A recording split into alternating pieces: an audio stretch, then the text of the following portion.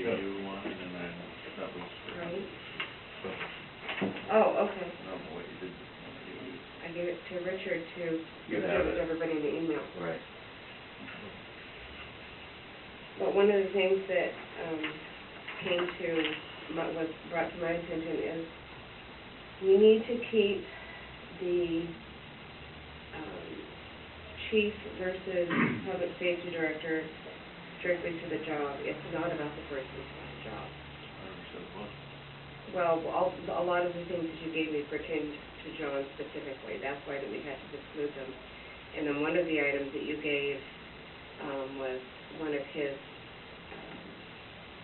pay stubs, which puts him and his family at risk, because this all becomes a matter of public record, and you're giving the world John Falcon's home address. With him being in the position he's in, it gets in the wrong hands.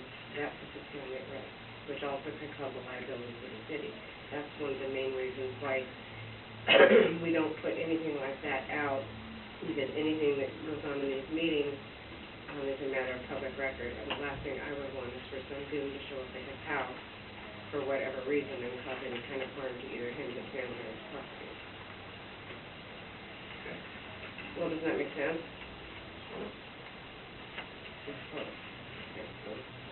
In your position being in public safety, do you want your address out there for the world to have? Probably accessible anyway, but. Well, I know, but let's not hand it to them. Yeah.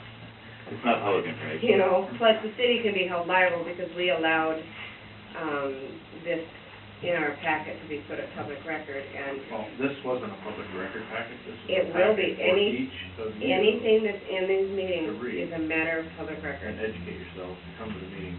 I understand that, but anything that is distributed at these meetings, or is at these meetings, becomes a matter of public record. Okay, whatever, let's go. Okay.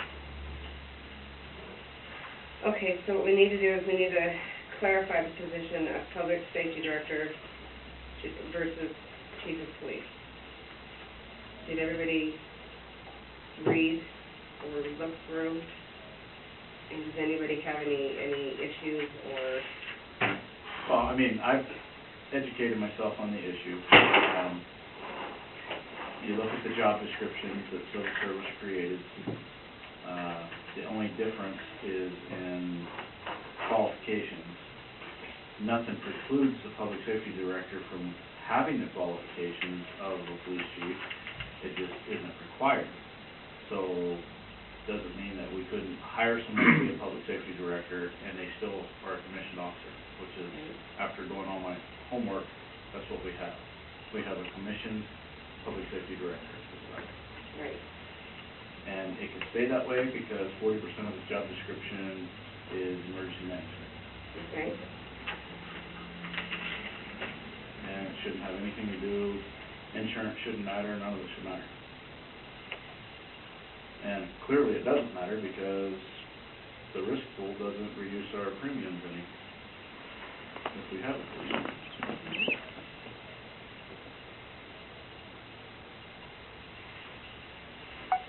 But since everyone refers to him as the chief of police, and it kind of cleans things up, the job description is identical. He possesses the qualifications outlined in the job description, and there's nothing in RCW that would preclude him from holding that position. And based on what civil service says on Right, but again, title it's not change, about the person, it's about the position. well, it's about the qualifications, and it is about civil service rules, is it not? Yes. Okay, so civil service rules says title change. Whenever a title of a class is changed without a change in duties or responsibilities, the incumbent shall have the same status as the retitled class as held in the former class. We're not upgrading the position, we're not downgrading the position, it's just a unilateral change in title. And based on what civil service rules are, if we go against that, we would be in violation of our own civil service rules, which subject us to liability.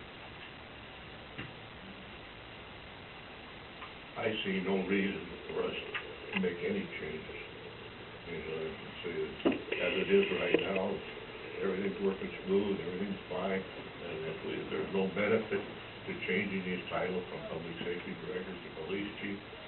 Establishes a public safety director right now, and like, part of his job is emergency management, that's falling under the public safety director's requirements, so I don't know why this started to begin. I can explain how it got started. It got started because in one of the early meetings that I attended as a brand new council member, and we were discussing the insurance premium, it was stated that we could get up to 25% cut in our insurance premiums if we had a commission police chief. And when I did some simple math of $160,000 premium, 25% of that's $40,000, and so thought we could save upwards of $40,000 in premiums just by going to title change. But I don't think that was researched far enough before it started. I mean, before it started, when it started coming to council about changing the job description, the figures were just estimated figures you had got. They were not researched properly to find out exactly what the dollar saving would be. Right. Their estimates. And we were supposed to be getting those, and I never brought it to council. I didn't want it to come to council. I never wanted it to leave public safety until we had all that. Somehow it ended up at full council, and I'm not sure why. I can explain why. So, at the budget retreat we had in May, the mayor brought it to the council, and that was one of her plans, was to have a police chief, not a public safety director. We've done actually quite a bit of research. The one thing I found out from our MSA was that we wouldn't get any changes for 2015 because it was too late in the year. So I asked, well, does that mean there'd be changes in the future if we make the changes that you wanted to see? Because they were the ones that first started talking with us about it. And they said they're not 100% sure, which is a lot of answers you'll get from our MSA because they got to protect their own line, you know. But there is some, like, we don't get a decrease in accreditation, but were we with CIAW, we would. So some insurance companies do some and some don't. So it's still a possibility, it's not out the window, but I think, and I speak somewhat for Leanne because she's not here, but this was her drive from that meeting. And yes, you did bring it up first, I remember that too when we talked about it. And that's why when you thought there was going to be a decrease, I did too, and I went back to them and it was already November and they said they already had their figures. So it wouldn't impact this year, and that's when I said, well, would it impact next year? And they said, we don't know until we do the numbers, basically, so that means that we're not going to give you an answer right now. When I called MRSC, Flannery Collins and MRSC, I explained this whole thing, and I took offense to the city attorney, Sophie, saying that I wouldn't provide complete information when I clearly did, and to the point that they didn't give me an answer right there and over the phone. They called me back after they researched it, and they basically said, as long as what we're doing is for title change only, and we're not significantly changing any of the duties or responsibilities, and it doesn't violate civil service rules, they don't see any reason why it couldn't take place. Because it's strictly title change. We're not changing his duties or responsibilities. Now, if there's an effort to change the duties and responsibilities of the chief of police position, because it's civil service, that's something that would have to go through the Civil Service Commission. But even then, if you look at the civil service rules,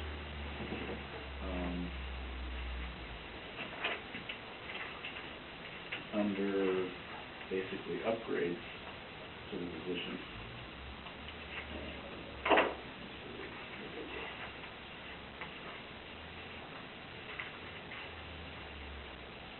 upgrading a position. Whenever a position is reclassified from one class to a higher class, the incumbent may retain or may remain in the reclassified position for a temporary period as limited by the commission until such incumbent becomes eligible for the new class by examination and receipt of an appointment in accordance with these rules. So, you know, we got to determine if it's an upgrade, and if we pass some sort of legislation that changes the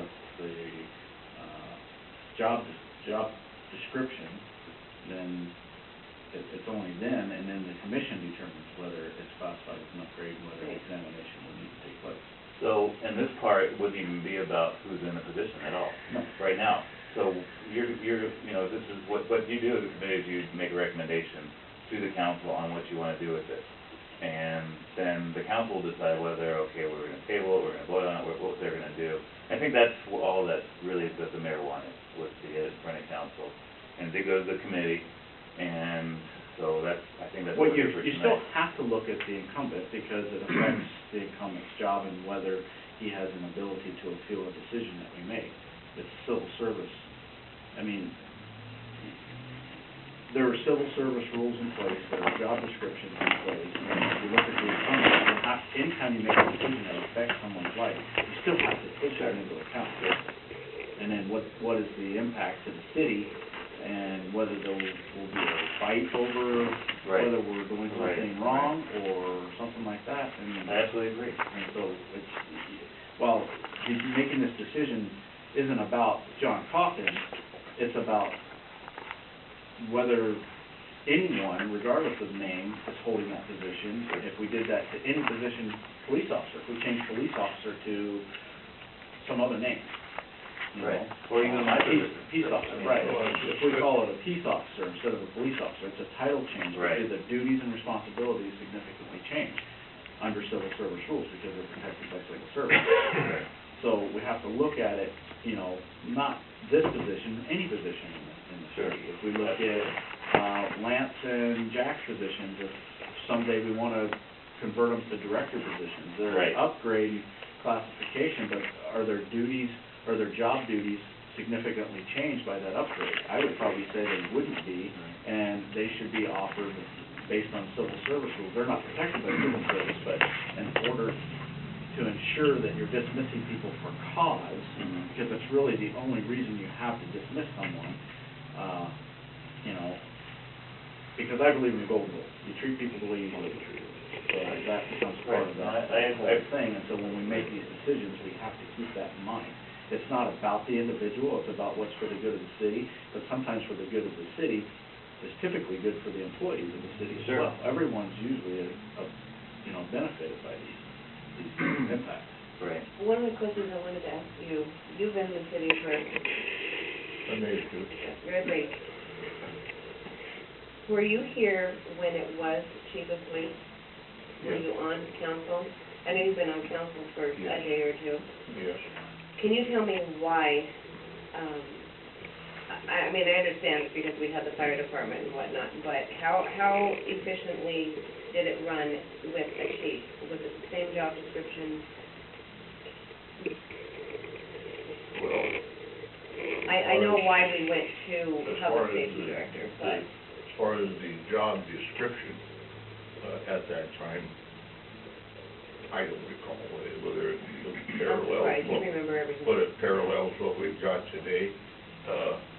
But see, at that time, it was not a civil service job either, and that's what I've already expressed, is the reason it went civil service was because every time we had a change in an arms, sergeant at arms, we had disruption, and everybody bring old good old boy in, and we had officers exiting. We were, for years, we were the training station for every city around us. We would get an officer, we'd train, we'd spend $300,000 on him, and after about 3 years, then he would exit and go someplace else because of our constant turmoil and disruption that we had in our police department. And now we have a stability, we've got very little turnover in our police department. We've had our ups and downs through the Sun thing and stuff. We had some disruption in there, you know, and I don't blame any one of those police officers. If anybody would threaten me and even though he's paying me, but every day I wouldn't know whether I'm gone or not, and every day I have to be available by phone from 9 o'clock in the morning till 4:30. And so I just sit and wait. Okay, well, you didn't do nothing to me today. Okay, tomorrow comes again. I mean, your whole life is disrupted. Your family life is gone. We had one officer here that but I know for a fact, he's no longer here now, but his son came to his dad and said, you know, I didn't get by without a Christmas present this year because of the disruption, we don't know whether you'll be working. I mean, and he left the city. Just because of that was the reason that he went out and knocked on every door and got himself another job. Because his family told this was being disrupted all the way down to his children. And what we're doing here right now, by this job description changes and everything else, what's happening is, I don't care who the individual is, it's disrupting families. It's disrupting everything, and the city is running fine. It's disrupting the morale of officers, and there's for no reason.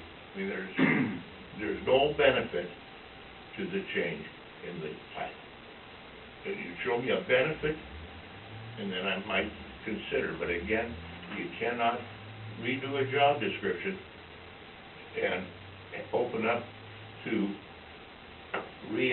people apply again for a position where you already have somebody in that position, and it's a civil service job, so it's controlled by civil service. I mean, this afternoon, I was just thinking and looking at job descriptions and everything else. Just for example, taking a look at the job description. All I'd have to do is put 6 words in his job description, and everybody have to reapply again, and he'd have to show qualifications. I could change 6 words, I could make him where he can't meet the job description without reapplying. So, Well, and John and I talked about this today, and the thing is, let's look at the positions. 160 odd cities in the state that AWC has done a survey on have 3 of them have public safety directors, 2 of those cities have fire departments. So Leanne's trying to bring us in line with what's going on around us. Let's say John is the candidate for that. This meeting tonight is not about that. I understand that some of the literature in here points to it, and I said he could speak to that, because I think it is right to do that, but this is not about that. This is about, are we gonna put a chief position back in our code, and then the council's gonna decide, okay, if we're gonna do that, then how are we gonna let the mayor manage that? That's what it really comes down to, right? Because you're right, everything could change, so everybody's at will, and that's what you have problems with cities when they have such turnover as you've seen. I've seen it too in many cities, and we want stability here, and John has a stability, so it's not to say he's not gonna be in that position, but right now, to be like other cities, to be like, especially our size, and to have the proper, name in there, because he is called chief, but he's not, so it's like, why don't we just make this, and it's gonna make the change, and then go to council and talk about how you wanna handle it then. That's what I'm saying, that's all, only thing I'm saying. The only thing I'm saying is to open up and you change to, okay, we're gonna change his title to police chief. Okay, now it goes to council. Now we have councils.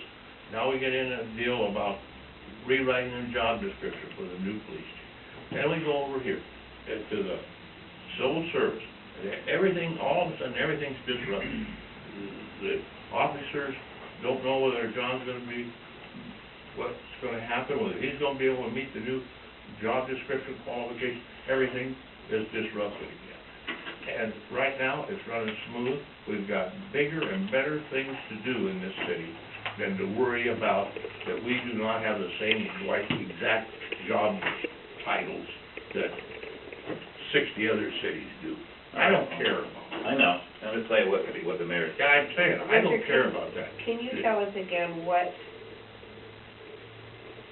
Leanne has found that would make it a benefit to the city to change it from public safety director to chief? Well, I can tell you what her goals are in that she talked to other cities and to their city administrators, mayors, and police chiefs, and most of them, all of them, do some patrol and some backup. And it's because they're small cities and they have to. And they have basically the same size of the police force we do. So that's one thing, she wants to be able to have more feet in the street to answer the call. Even though we are adding an officer, but to have more command structure on the roads. Because right now, and you said this, we are down a sergeant. And maybe in a couple of years when our budget opens up a little more, because I think it will, we might have that role filled. or from within, as John and I have spoken about that. So that's what Leanne started the discussion with. Okay, And that's what was talked about at the retreat back in May. right, And then it kind of just went away for a while, and I think everybody kind of forgot about it. So that's where it's at.